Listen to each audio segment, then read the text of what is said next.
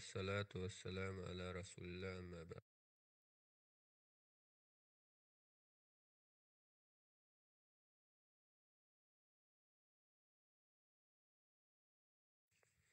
بسم الله والحمد لله والصلاة والسلام على رسول الله أما بعد. السلام عليكم ورحمة الله وبركاته. أذكر نشلة أنغلق محمد بن سليمان المغربي جمع الفوائد من جامع الأصول ومجموع الزوائد نامlı kitabının 9. tomu. Biz kıyamet, mahşergahta halet, hesap kitap, Havz Kevser, Bilsirat Gövreki, Mizan ve şefaat bölümlerine diki sahih hadislerini okutkan KG20'den davamlaştırımız. İmam Müslim'nin 191. numaralı hadisinde Ebu Zübeyir mındaktaydı. Biri Cabir ibn Abdullah radiyallahu anhu'dan Bilsirat'tan ötüş hakkı sorgan idi. O, biz insanlar kıyamet günü bir töpelik yığılımız. O jayda her ümmet özü çokungan narsasiga ergeşsin dep jakarlanıdı. Şunun bilen her ümmet çokungan narsasiga ergeşip maňady. Andın Rabbimiz keledi ve kimni saklawatsızlar dep soraydı. Ular Rabbimizni saklavatymız deydi. Allah, men sizlarning Rabbinglarman deydi. Ular undaqda saňa garaýly we jamalyňy köreýli deydi. Allah tabassum qılgan halda ularga tajalli qıldy. Ularga huş çyray açydy. Ular onunğa ägişidi. Mümin, munafyk hemmege nur berildi. Ular onunğa ägişidi. Cehennem köýrük üstüde kanarlar we tikellik tümürler esilgan bolup, ular Allah'ның halygan bendelerini özüge tartydy. Andan münafıklarning nurlary öçüdi. Müminler bolsa qutuludy. Yüzleri tulun aydek nurluk bulgan 70 bin kişilik cemaat hesapsız nicatlık erişidi. Ularning keynidin yüzleri asmandaki yıldızdak nurluk insanlar keledi. Muşu boyunca başkalar retreti bilen keledi. Andan şefaatki ruhsat berildi ve şefaat kılındı. La ilahe illallah digenlerden hiç kim dozaqda kalmaydı. Şuningdek qalbida bir arpa egirligida imani bolganlarmı çıkarıldı. Cennetning oilasida to'xtatiladi. Cennet ahli ularga suv sepidi. Ular xuddi kelkin suyi eqitib kelgan o'simliklardek unib chiqadi va ularning jismidagi do'zax o'tining jarohatlari yo'qoladi. Ondan ularning tilaklari so'riladi. Ularga dunyo va uning onasi berildi.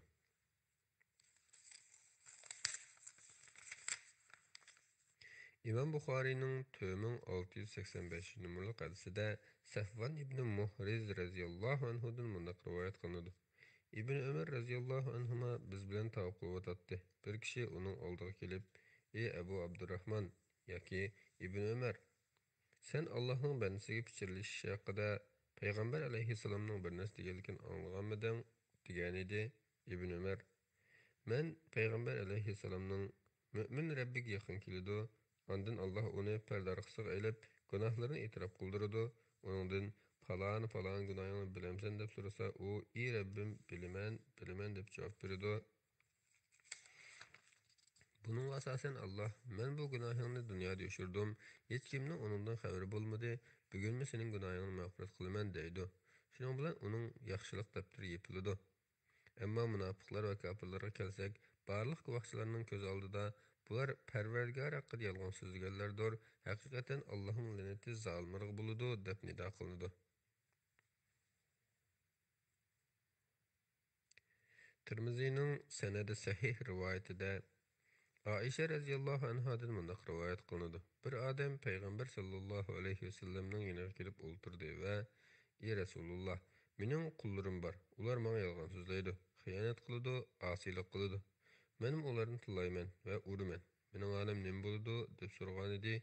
Payg'ambar alayhissalom ularning san qilgan xiyonati, asiyligi va yolg'onchiliklari bilan sening ularga bergan jazoing hisob kitob qilinadi. Agar sening bergan jazoing ularning gunohiga teng bo'lsa, sana hech narsa bo'lmaydi. Agar jazo ularning gunohlaridan oz bo'lsa, bu sen uchun afzal.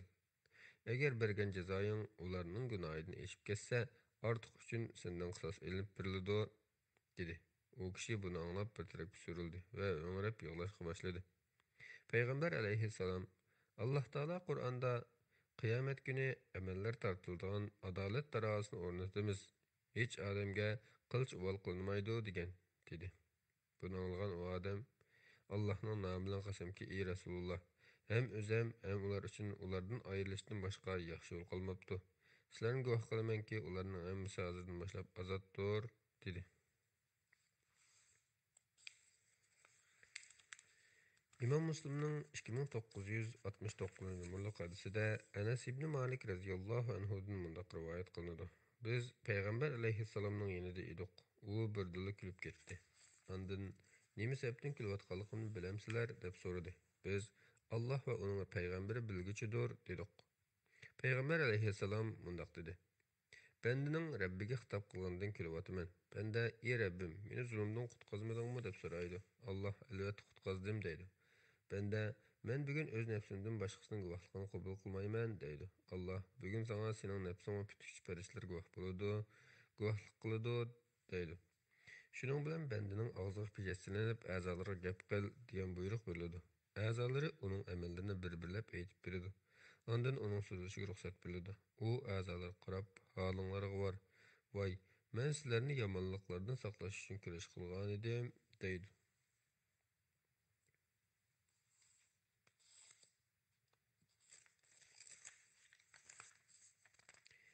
İmam Müslimning 190-numurli hadisida Abu Zar raziyallohu anhu rivoyat qilinadiki, payg'ambar sallallohu alayhi vasallam mundaq degan: "Shak shubhasizki, men jannatga eng oxirida kiradigan kishi bilan do'zaxdan eng oxirida chiqadigan kishini bilaman. Qiyomat kuni bir kishi elib keladi va uning cho'ng gunohlarini elib tashlab, kichik gunohlarni o'ttirib qo'yinglar" deyiladi. Shuning bilan uning kichik gunohlari o'ttirib qo'yiladi va uningdan "Sen palani kuni mundaq ishlarni qildingmi? Pokoni kuni mundaq ishlarni o'tkazdingmi?" deb so'raladi. Cho'ng gunohlarning ko'rsatilishidan qo'rqqanlik uchun bularni inkor qilmay ha deydi. Buning asosan uningga qilgan har bir yomonlikning o'rniga bir yaxshilik beriladi deydi. Shu chog'da u Rabbim ko'p gunohlarni qilgan edim, ammo ularni bu yerda ko'rmadim-g'o deb so'raydi. Ravi mundaq deydi. Payg'ambar sallallohu alayhi vasallam bu hadisni so'zlab berib kulib ketdi. İmam Buxariyning 6921-numurli hadisida Ibn Mas'ud radhiyallohu anhudan mundaq rivoyat qilinadi. Bir kishi payg'ambar sallallohu alayhi vasallamdan: "Ey Rasululloh, jahiliyat davrida qilgan qilmishlarimizdan so'roqqa tortilamdiq" deb so'ragan edi. Payg'ambar alayhissalom: "Islomga kirib yaxshi amallarni qilgan kishi jahiliyat davrida qilgan qilmishlaridan so'ralmaydi. Ammo islomga kirgandan keyin yaxshi amal qilmagan kishi oldingi va keyingi qilmishlaridan hisob beradi" dedi. İmam Müslimning 2300-numurli hadisida Abu Zar radhiyallohu anhudan mundaq rivoyat qilinadi. Men payg'ambar sallallohu alayhi vasallamdan: "Ey Rasululloh, Havzi Kavsarning qachi nimidan?" deb so'ragan edim. Payg'ambar alayhissalom mundaq deb javob berdi: "Jinim ilki bo'lgan zotning nomi bilan qasamki, uning qachilari qorong'u kechining ochiq osmonidagi yulduzlarning sonidan ko'p bo'ladi. Kim uning qachida bir qatim usulliq ichsa, u hech qachon usimaydi. Havzi Kavsarning jannatdan oqib chiqadigan ikki irqi bo'ladi. Kim undan ichsa, menga usimaydi. Uning kengligi uzunliqqa teng bo'lib, umman bilan aylaning orasichilik keladi.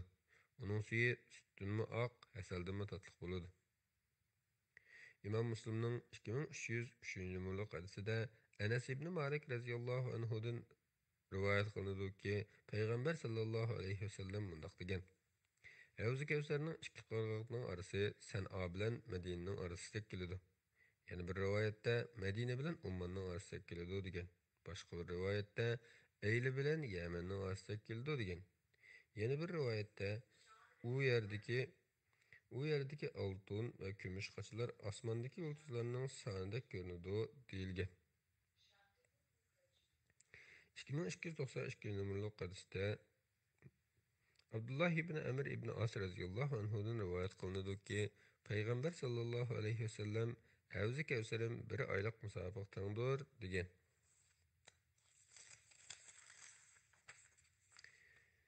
Abu Davudning sahih rivoyatida Abu Talibdan mundaq rivoyat qilindi.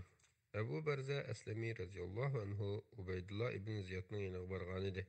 Ubaydullah uni ko'ribla: "Mushu pakar, semiz odam Muhammad sallallohu alayhi vasallamning sahabisimi?" dedi.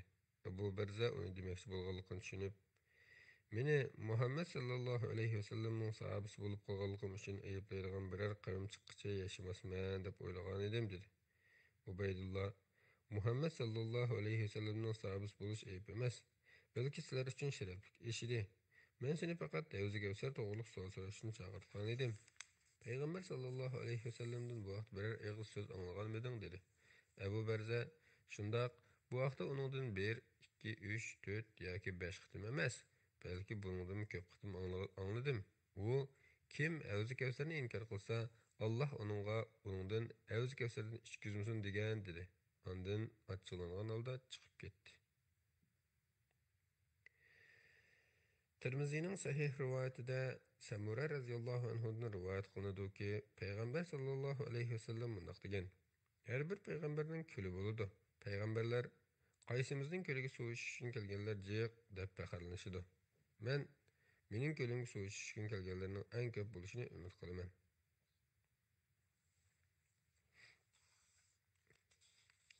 İmam Buxariyning 6576 numaralı hadisida Abdullah radhiyallohu anhudan rivoyat qilinadiki, payg'ambar sallallohu alayhi vasallam mundoq degan: Men Havzi Kevserga hammanglardan burun boraman. Sizlardan bir top inson menga avval yaqinlashtirilib, ondan yiroqlashtiriladi. Men: "Ey Rabbim, bular mening sahabalarim" deyman. Menga sendan keyin ularning dinda nima ish qilganligini bilmaysan, deyiladi. İmam Buxariyning 7051 numaralı rivoyatida mendan keyin dinni o'zgartganlar mendan yiroq tursin deyman degan. İmam Buxariyning 6585 numaralı hadisida Abu Hurayra radhiyallohu anhudan rivoyat qilinadiki, payg'ambar sallallohu alayhi vasallam mundoq degan: Qiyomat kuni sahabalarimdan bir top kishi ko'limdan yiroqlashtiriladi. Men: "Ey Rabbim, bular mening sahabalarim" deyman. Menga sendan keyin ularning dinda nima ish qilganligini bilmaysan, ular dindan yenib oldi, deyiladi.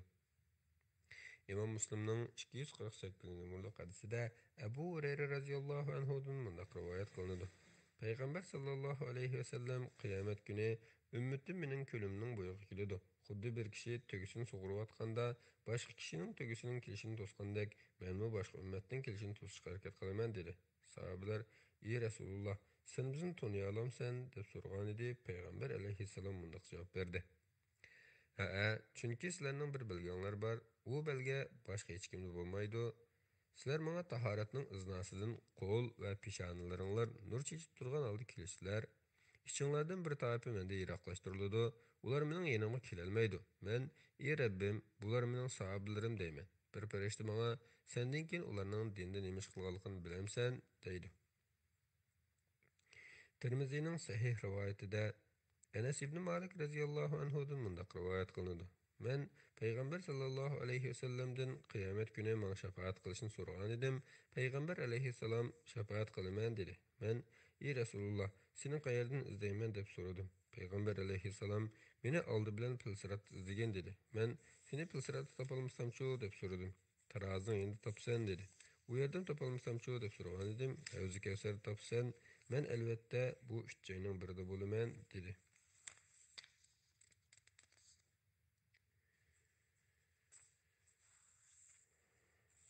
İmam Müslimning 200 numaralı hadisida Enes ibn Malik radhiyallohu anhudan rivoyat qilinadiki, payg'ambar sallallohu alayhi vasallam mundoq degan: Har bir payg'ambarning ummat uchun ijobat bo'ladigan bir duosi bor. Men duoyimni qiyomat kuni ummatimga shafaat qilish uchun saqlab qo'ydim.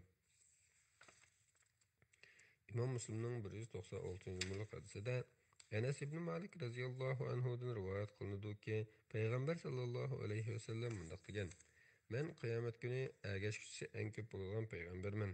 Jannatning darvozasini birinchi qoqadigan kishi men bo'laman.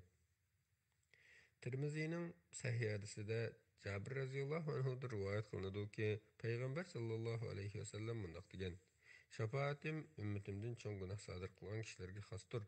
Jabir radhiyallohu anhu cho'ng gunoh qilmaganlarga shafaatim nimkerki bor dedi.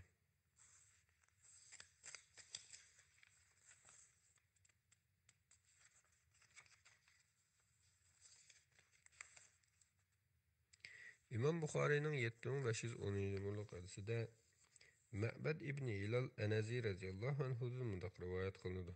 Basra ahlidan bir top kishi Anas ibn Malikning yoniga berish uchun yig'ildik. Sabit bunani bizga uningdan shafaat hadisini so'rab berish uchun biz bilan birga bordi. Onun yanına yetip barğanımızda o öýde bolup çaşka namazını okutgan eken. Kirişke ijazat soradyk. Bizge ruhsat berdi. Biz kirgende o körüpsüz olturgan eken. Biz sabitqa şapaat edisinden burun eşner soramagan dedik. Sabit Enes. Bu Basradan kelgen qarındaşlaryň senden şapaat edisin soraş üçin keldi dedi. Enes radiyallahu anhu söz başlap mundaq dedi.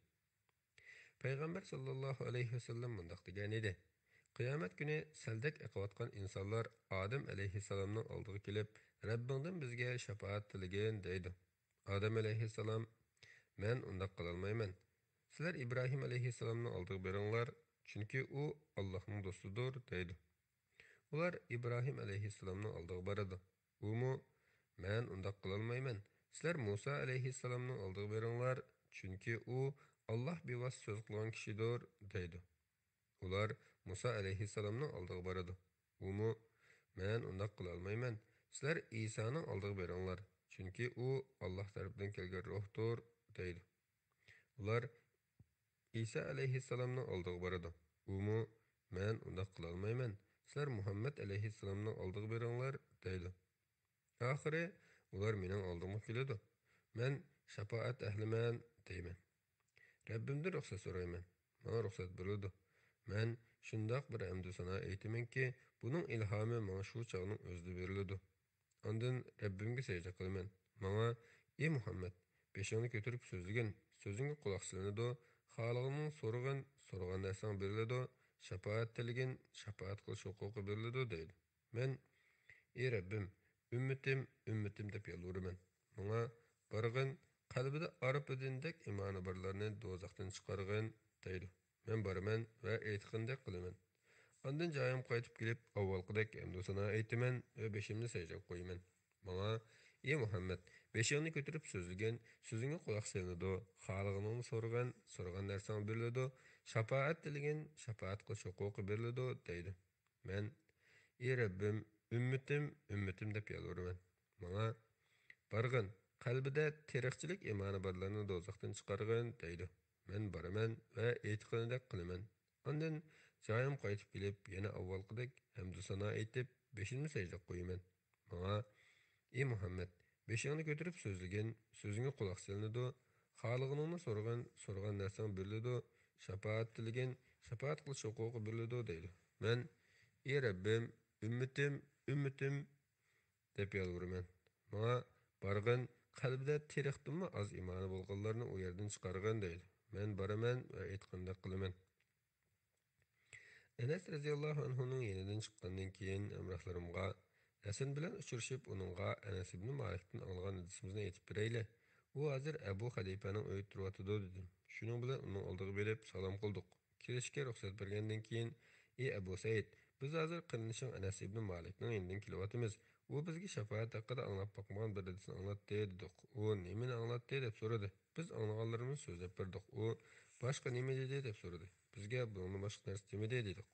U Enes buni bizga 20 yil burun anglatgan edi. U chaqda uning as tutish qobiliyati yuqori edi.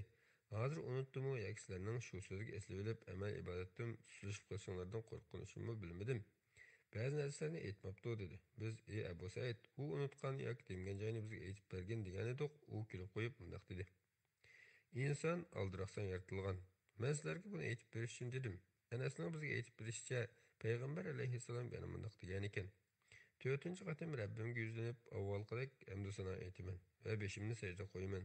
Menga: "Ey Muhammad, beshingni ko'tarib so'zlagin, so'zingga quloq solinadi, xolig'ingni so'ragan narsang beriladi, shafaat tilagin, shafaat qilish huquqi beriladi" deydi. Men: "Ey Rabbim, la ilaha illalloh deganlarga shafaat qilishim uchun ruxsat bergin" deyman.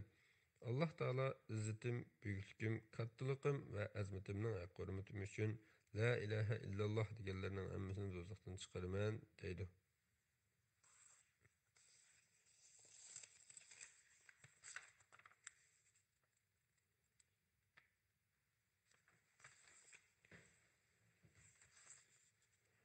Darimining 2804-numərli hadisədə Uqba ibn Amir Juhani'den rivayet kılındı ki, Peygamber sallallahu aleyhi ve sellem mundaq degan: Allah burunqi ve keyinki barlıq insanı yığıb, ularning orasida hukm chiqarib bo'lgandan keyin, müminler Rabbimiz bizga hukm chiqardi, endi kim bizga Rabbimizning shafaat tilaydi deydi. Ularga Adem alayhissalomning yeniga beringlar, chunki Alloh uni o'z qo'li bilan yaratdi va uning bilan so'zlashdi deyiladi. İnsanlar uning oldiga berib, o'rnidan turib Rabbimizning bizga shafaat tiligin deydi. Adem alayhissalom Nuhning oldiga beringlar deydi. Ular Nuh alayhissalomning oldiga boradi. U İbrahim alayhissalomning oldiga boshlab qo'ydi. Ular İbrahim alayhissalomning oldiga boradi. U Musa alayhissalomning oldiga boshlab qo'ydi. Ular Musa alayhissalomning oldiga boradi. U Isa alayhissalomning oldiga boshlab qo'ydi. Ular Isa alayhissalomning oldiga boradi.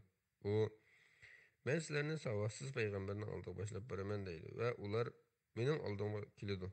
Rabbim menga o'zining huzurida turishimga ruxsat beradi. Turg'ay yerimda u kunga chiqib turolmagan bir xushbiroq paydo bo'ladi. Rabbimning huzuriga borganimda menga shafaat qilish huquqi beriladi. Beshimdan taniqimgacha meni kutilmagan bir nur urib oladi.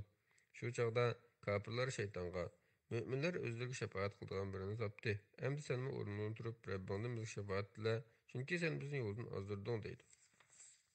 U o'rnidan turishiga atrofni bakmi sasiq biroq qoplaydi. Ondan uningga jahannam ko'rsatildi.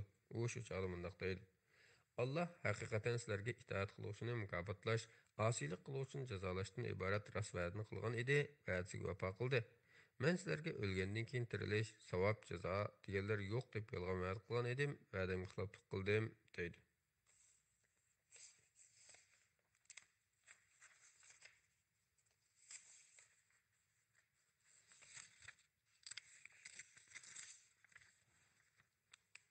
İmam Müslimning 194-numurlik hadisida Ebu Hureyre raziyallohu anhudan mundaq rivoyat qilinadi. Bir kuni payg'ambar sallallohu alayhi vasallam bilan birga edik. Uning oldiga qo'yning kavob qilingan qo'li keltirildi. Payg'ambar alayhissalom uni bakmi yaxshi ko'ratdi. Uningdan bir tishlab yegandan keyin mundaq dedi: "Men qiyomat kuni insonlarning sayyidi bo'laman. Nima sababdan shunday bo'lganligini bilamsizlar? Alloh qiyomat kuni dunyoga kelgan barliq insonni bir to'pelikka to'playdi. Butun xaloyiq bir jakarchining ovozini anglaydi. Har qanday kishi mahshargohdagi alomanni bir qarabli ko'ralaydi. Quyosh ularga nihoyat yaqin bo'ladi. Bardoshlik bergisiz g'am va balolar ularni o'rab oladi. Nihoyat kishilar bir-biriga qandoq ahvolda turayotganlarni, beshinglarga nima kun kelganini bilmayotgamsizlar, eng yaxshisi sizlar uchun Rabbinglardan shafaat tilaydigan birini tepinglar deyishidi. Shuning bilan ba'zilar bu ishni Odam alayhissalom hal qila oladi, uning oldiga borayli deydi. Ular Odam alayhissalomning oldiga berib: "Ey Odam, sen insonlarning otasi. Alloh seni o'z qo'li bilan yaratdi. Sen o'z o'rnidan puldi. Farishtalarni sen sajda qildirdi. Rabbingdan bizga shafaat tilagan, bizning qanday ahvolda ekanligimizni, bizga nimalar bo'layotganini bilmayotamsan" deydi. Odam alayhissalom: "Rabbim bugun bir g'azab qildi. Bundan burun bunday g'azab qilib boqmagan. Bundan keyinmi hargiz bunday g'azab qilmaydi. U meni bir top daraxtga yiqilishdan to'sgan edi. Bir tüp daraxtga yiqilishdan to'sgan edi, ammo men uningga osiylik qildim. Halimga voy, mendan boshqasiga beringlar. Nuh alayhissalomning oldiga beringlar" deydi. Ular Nuh alayhissalomning oldiga berib: "Ey Nuh, sen yer yuziga avatilgan tunji payg'ambarsan. Alloh seni shukr qiluvchi banda deb atadi. Rabbingdan bizga shafaat tilagan, bizning qanday ahvolda ekanligimizni, bizga nimalar bo'layotganini bilmayotgamsan" deydi. Nuh alayhissalom ularga: "Rabbim bugun bak g'azab qildi. Bundan burun bunday g'azab qilib boqmagan. Bundan keyinmi hargiz bunday g'azab qilmaydi. Mening qavmim uchun ijobat bo'lgan bir duoyim bor edi. Ammo men u duoyim bilan qavmimga beddua qildim. Endi o'zim bilan avaraman. Alimga voy. İbrahim alayhissalomning oldiga beringlar" deydi. Ular İbrahim alayhissalomning oldiga berib: "Ey İbrahim, sen Allohning payg'ambari, yer yuzidagi do'stisan. Rabbingdan bizga shafaat tilagan, bizning qanday ahvolda ekanligimizni, bizga nimalar bo'layotganini bilmayotamsan" deydi. İbrahim alayhissalom ularga: "Rabbim bugun bak g'azab qildi. Bundan burun bunday g'azab qilib boqmagan. Bundan keyinmi hargiz bunday g'azab qilmaydi. Sizlarmi bilasizlar, dunyoda men 3 qitim yolg'on aytgan edim. Hozir o'zim bilan avaraman. Alimga voy. Mendan boshqasining oldiga beringlar, Musaning oldiga beringlar" deydi. Ular Musa alayhissalomning oldiga berib: "Ey Musa, sen Allohning rasuli. Alloh seni payg'ambar qilish va sen bilan bevosita so'zlashish orqali seni insonlardan ustun qildi. Rabbingdan bizga shafaat tilagan, bizning qanday ahvolda ekanligimizni, bizga nimalar bo'layotganini bilmayotgamsan" deydi. Musa alayhissalom ularga: Rabbim bugun bek g'azab qildi. Bundan burun bunday g'azab qilib boqmagan. Bundan keyinmi hargiz bunday g'azab qilmaydi. Men bir insonni naq o'ltirib qo'ygan edim. Hozir o'z-o'zim bilan avaraman. Halim g'uvay. İsa'nın aldığı beringlar deydi. Ular İsa aleyhisselamның aldığı berip, "Ey İsa, sen Allah'ın Resulü, Allah'ın Meryem'e taşıgan kelimesi, Allah tarafından kelgen ruhsan. Büyüşlük çağında gap qilgan sen, Rabbingdan bizga şefaat tilegin, bizning qandaq ahvolda ekanligimizni, bizga nimalar bo'layotganligini bilmay o'tamsan" deydi. İsa aleyhisselam ularga, "Rabbim bugun bir g'azab qildi. Bundan burun bunday g'azab qilib boqmagan. Bundan keyinmi hargiz bunday g'azab qilmaydi. Men hozir o'z-o'zim bilan avaraman. Halim g'uvay. Mendan boshqasining oldiga beringlar, Muhammad alayhissalomga beringlar" deydi. Lekin İsa alayhissalom bu yerda o'zining shafaat qilmasligiga o'zir bo'lgan hech qanday gunohni tilga olmaydi. Shuning bilan ular mening oldimga kelib, "Ey Muhammad alayhissalom, sen Allohning rasuli, payg'ambarlarning oxirgisisan. Alloh sening burunqi va keyingi gunohlaringni afv qilgan. Shunga Rabbingdan bizga shafaat tilegin, bizning qanday ahvolda ekanligimizni, bizga nimalar bo'layotganligini bilmayaptamsan" deydi. Men o'rnimdan turib, arishning dekka boraman va u yerda Rabbimga sajda qilaman. Alloh burun hech kimga nisb qilgan hamdu sano duolarini menga ilhom qiladi. U duolar bilan Allohga yalvuraman. Ondan menga, "Ey Muhammad, beshingni ko'tarib so'zlagan so'zingga quloq solinadi. Xoliqingni so'rgan narsang beriladi. Shafaat tilegin, shafaat qilish huquqi sana beriladi" deydi. Men, "Ey Rabbim, ummatim deb yalvuraman. Menga, ey Muhammad, ummatingdan hisob tortilmaydiganlarni jannat darvozasining o'ng tarafidan jannatga kirgizgin. Ular jannatning boshqa darvozalaridan kirishga haqlidir" deyiladi. Cennem ilki bulgan zatının namı bilan qasamki, cennet darvasının ikki qantining arası Mekke bilan Hajar va yoki Mekke bilan Busra arasida keladi. Buxoriy cennet darvasının ikki qantining arası Mekke bilan Yemyerning arasida keladi deb rivoyat qilgan.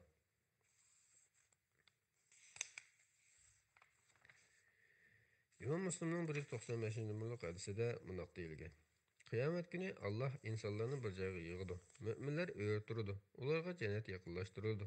Ular Odam alayhissalomning oldiga berib, "Ey otimiz, jannat darvosining ochilishini so'ragin" deydi.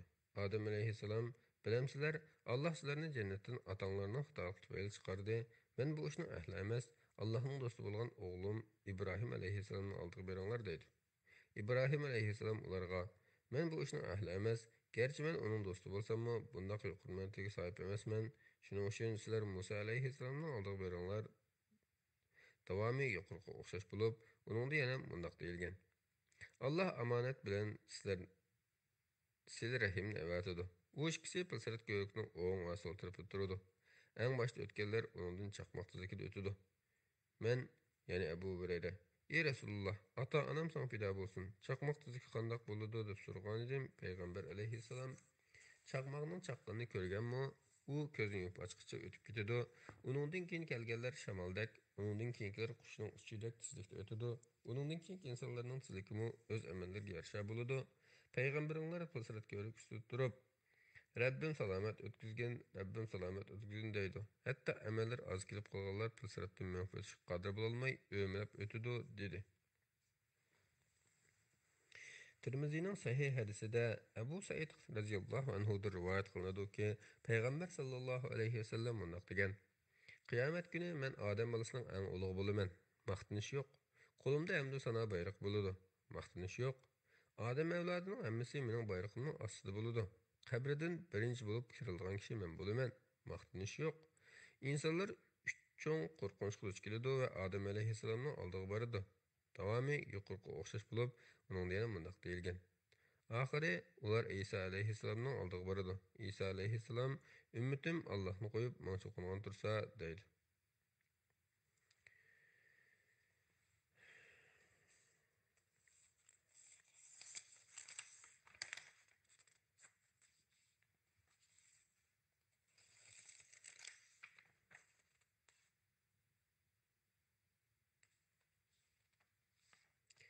İmam Buxariyning 4730-numaralı hadisida Abu Said Xudri radhiyallohu anhu rivoyat qilinadiki, payg'ambar sallallohu alayhi vasallam mundaq degan: "Qiyomat kuni bo'lganda o'lim bir qo'chqor shaklida ilib kelinadi. Bir jakarchi ey jannat ahli buni tanimsizlar deb so'raydi. Hammalar darhol tik turib qaraydi va uni burun kelganlik uchun bu o'limdir deyishadi. Keyin jahannam ahlidan ey jahannam ahli buni tanimsizlar deb so'raladi. Ularmi darhol tik turib qaraydi. Ularning hammasi uni burun ko'rganlik uchun bu o'limdir deyishadi. Ondan u qo'chqor bo'g'izlanadi. Undan keyin ey jannat ahli endi boshqa o'lim yo'qdir, abadiy yashaysizlar. Ey jahannam ahli endi boshqa o'lim yo'qdir, abadiy yashaysizlar deyiladi.